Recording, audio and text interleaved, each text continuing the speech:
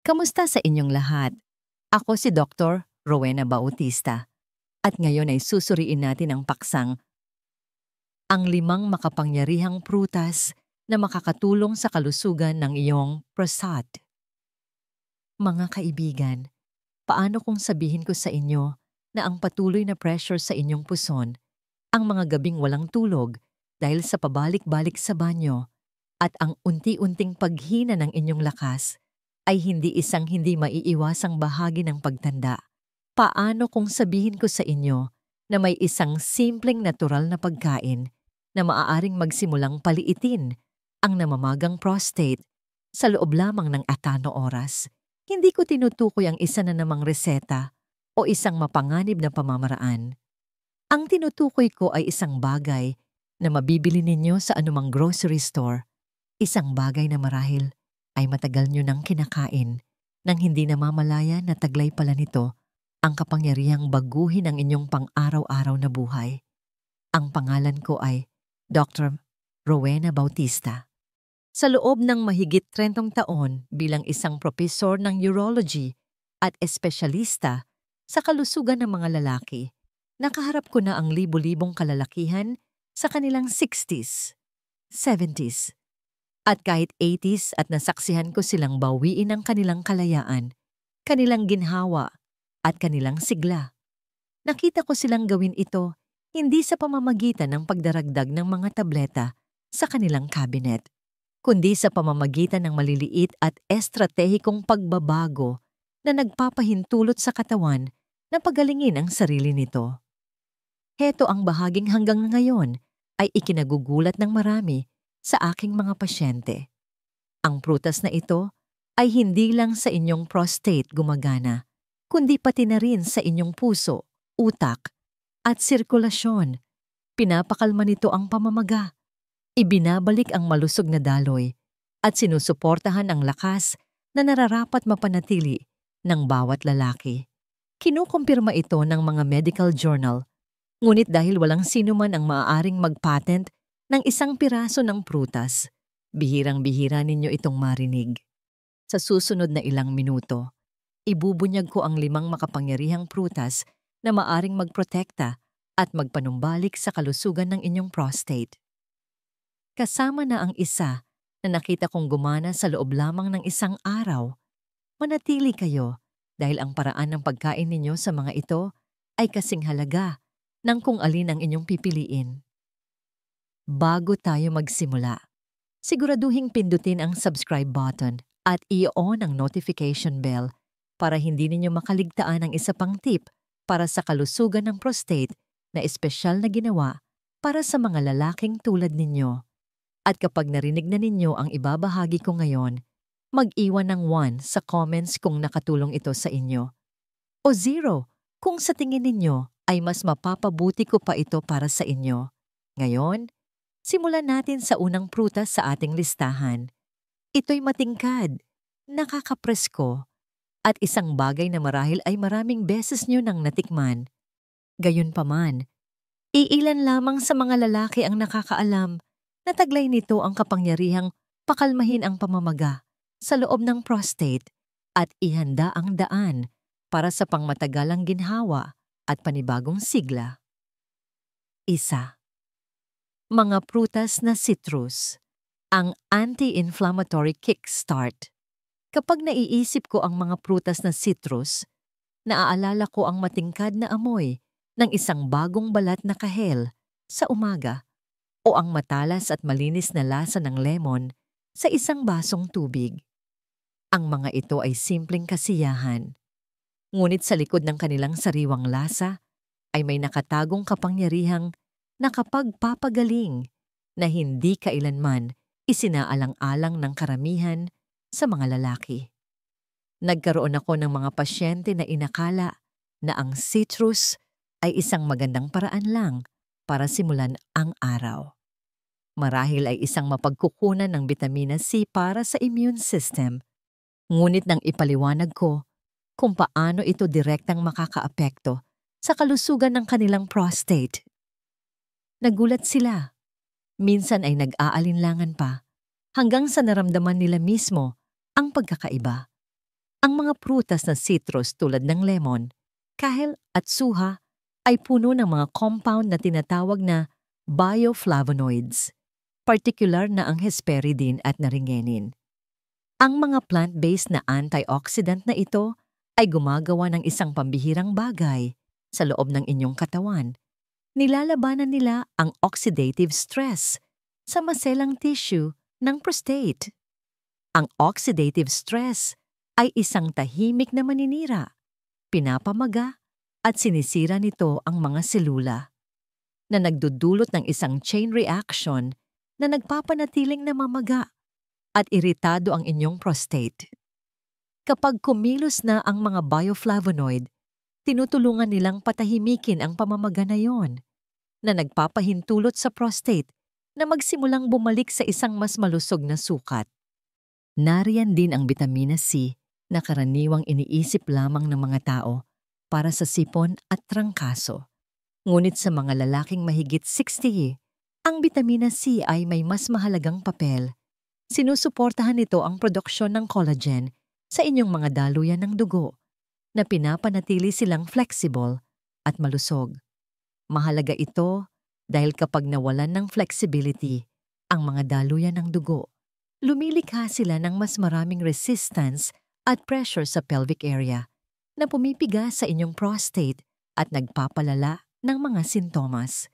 Sa pamamagitan ng pagpapatibay sa mga daluyan ng dugo at pagpapabuti ng daloy ng dugo, tinutulungan ng bitamina C na maibsan ang pressure na yon, na ginagawang mas madali ang pag-ihi at binabawasan ang mga nakakainis na pagpunta sa banyo sa gabi.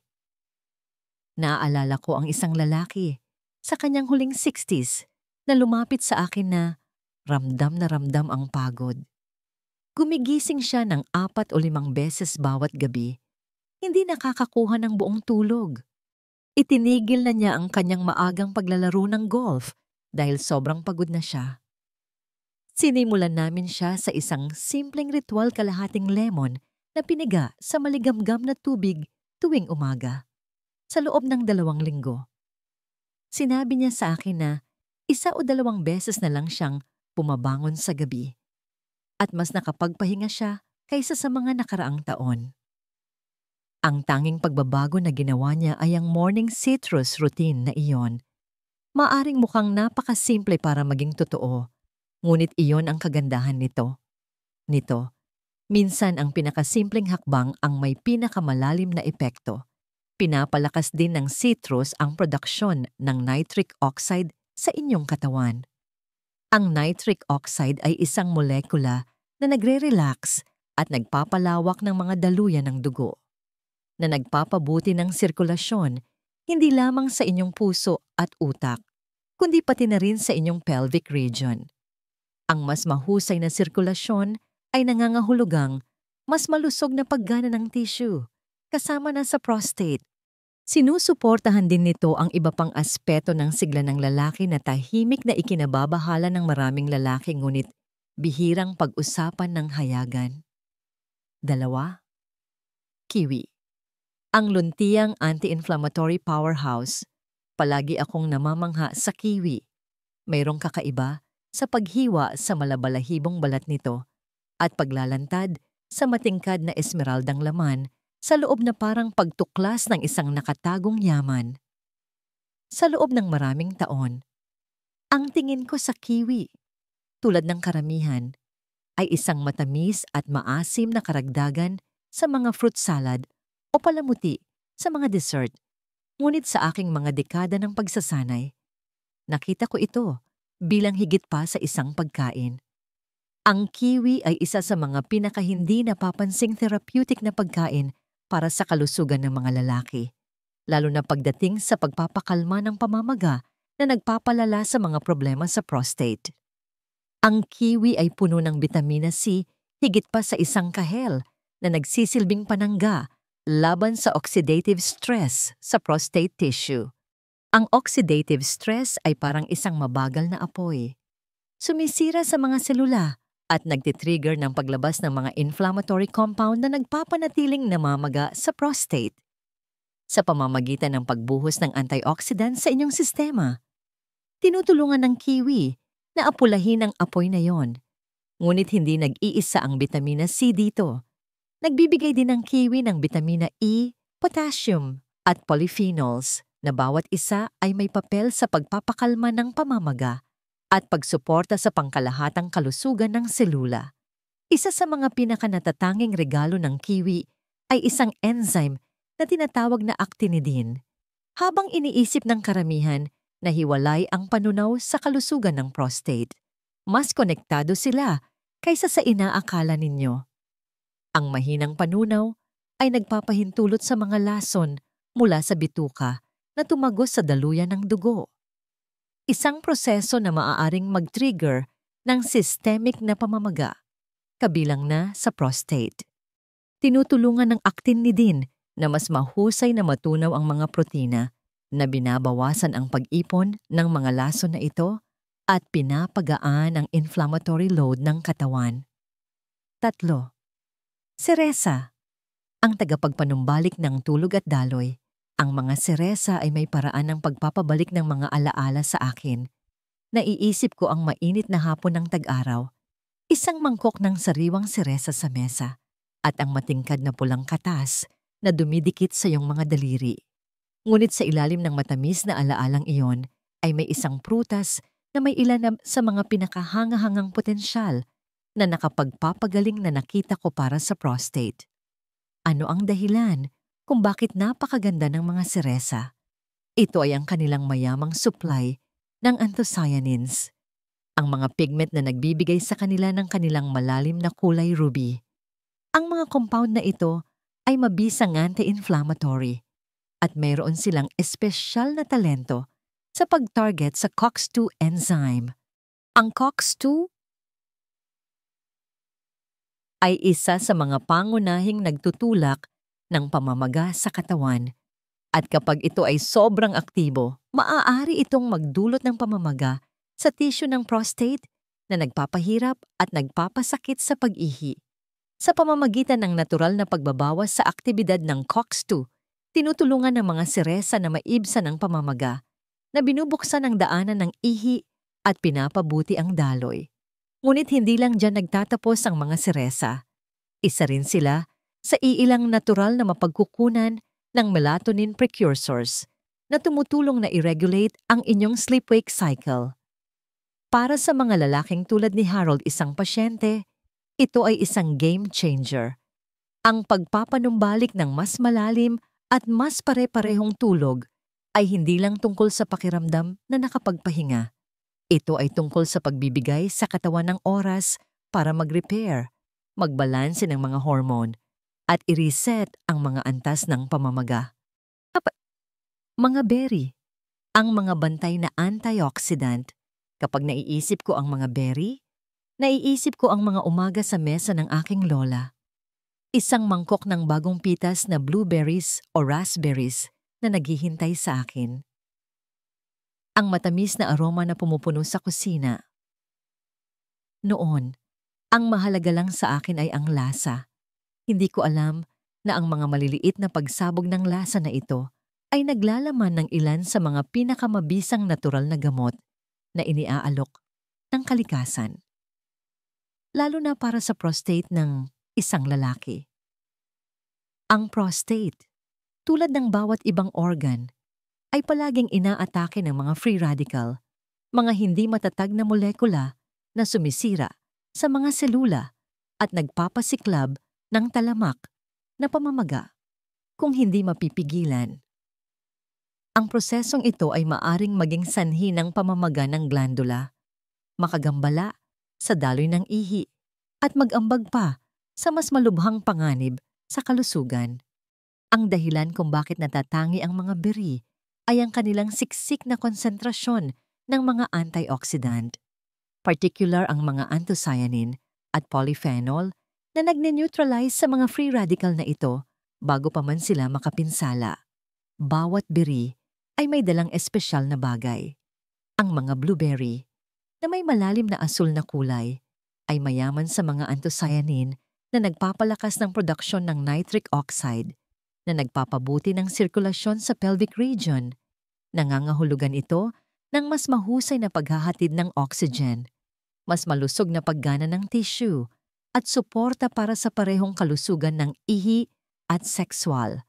Ang mga strawberry ay naglalaman ng ellagic acid, isang compound na tumutulong na i-regulate ang abnormal na paglaki ng selula. Isang tahimik ngunit mahalagang linya ng depensa para sa prostate. 5. Pakwan ang leader sa Lycopene. Mayroong halos parang pambata sa pagkagat sa isang hiwa ng hinog na pakwan sa isang mainit na araw. Ang tamis.